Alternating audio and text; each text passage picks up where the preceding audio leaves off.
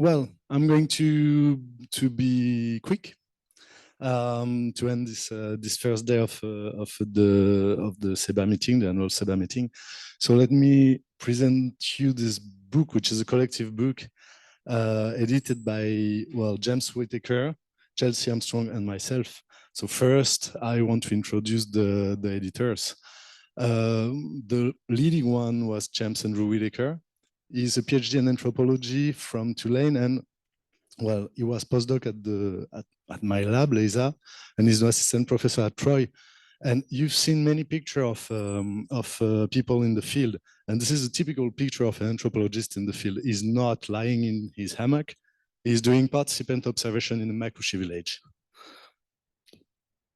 Chelsea, she's an archaeologist from Simon Fraser, Canada, and she works with human landscape interactions in the past and how those dynamics relate to the present in Pacific Northwest forest. And she's now assistant professor at Simon Fraser University. And myself. So what is the statement of this book? We've seen it this afternoon. Climatic and ecological change constitute a multidimensional crisis with impacts on local landscapes. Challenges related to this crisis are increasingly evident across the Americas. And as indigenous and local population have experienced altered weather patterns, seasonal irregularities, flooding, drought, and a multitude of difficulties concerning subsistence practices, which is the basis of their daily life.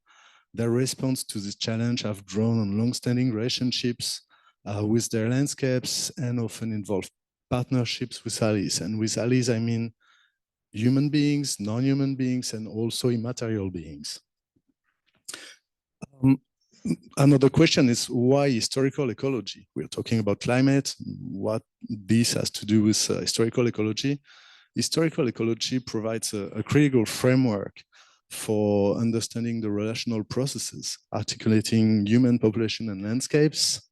It foregrounds past and present multi-species relationships between people and environments, and it posits landscapes as a cumulative and ongoing product of these relationships, which are co-constitutive with what we call traditional ecological knowledge, TEC, or local ecological knowledge, LEC. And this TEC, LEC involves the ontologies and spiritual beliefs, which are integrated within the landscapes, at least for anthropologists and historical ecologists. Thus, in the Americas, small-scale societies have overcome what we previously seen as environmental limiting to produce these cultural forests or domesticated landscapes. I decided to show you British Columbia and not Amazonia, just to change. So, what's inside this book?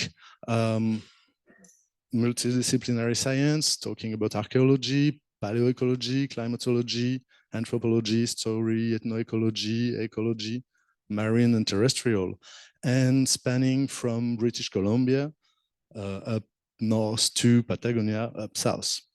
There is an impressive lineup of 31 co-authors, most of them leading in their field or in their range, we can speak.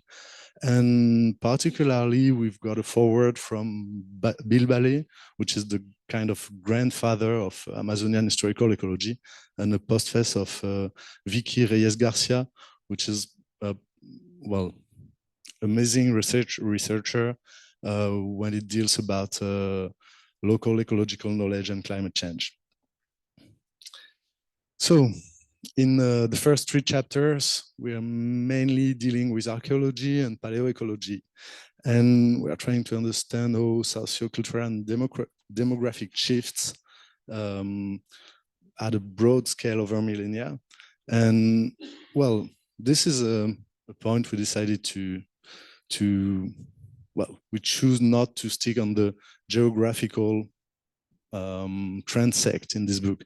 We decided to try to group chapters with stems and not with ecological regions.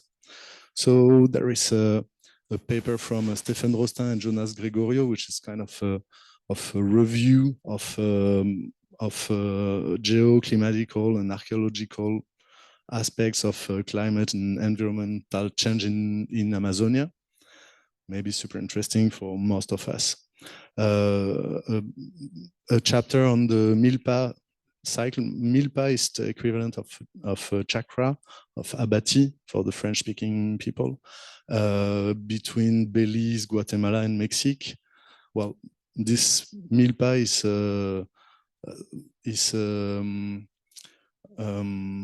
Sweden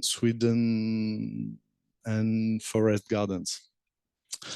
And another chapter by Torben Riek and colleagues on climatic instability in coastal California. Then 2 chapters which examine long-term human-environment interactions that have resulted in complex biocultural landscapes. And these chapters mostly deal with fire, with how people used to use fire and create landscapes through the use of fire and co-evolved with these practices.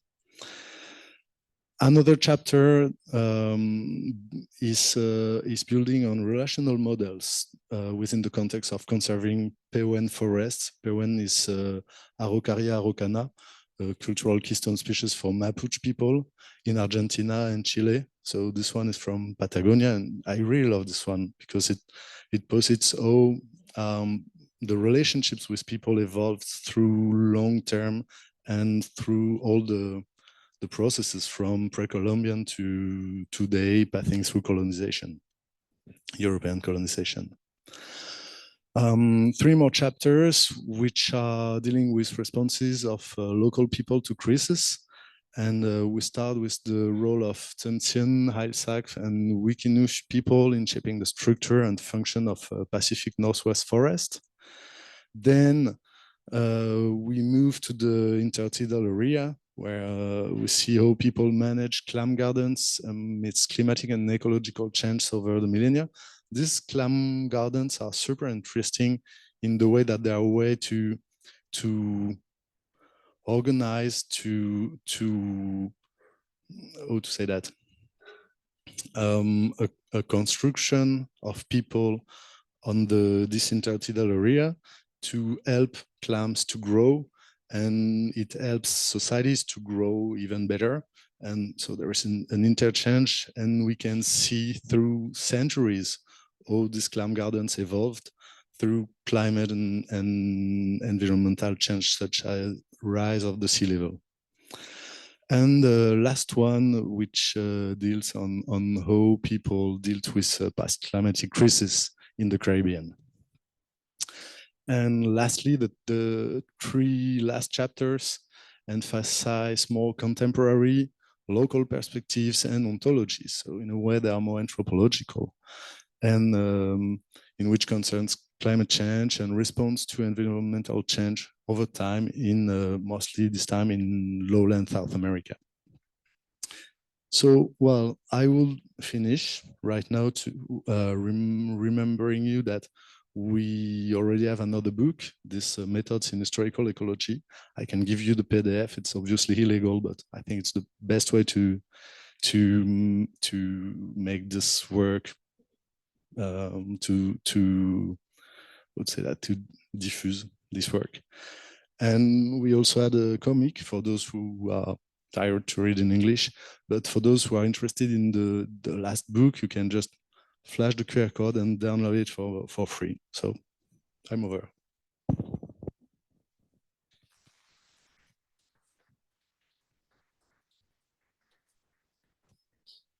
Thanks a lot, Guillaume. The book is free? Available for free if you scan this code.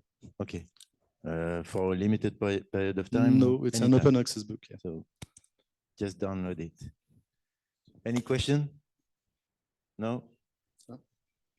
So thanks to all the speakers, and maybe Jérôme, you...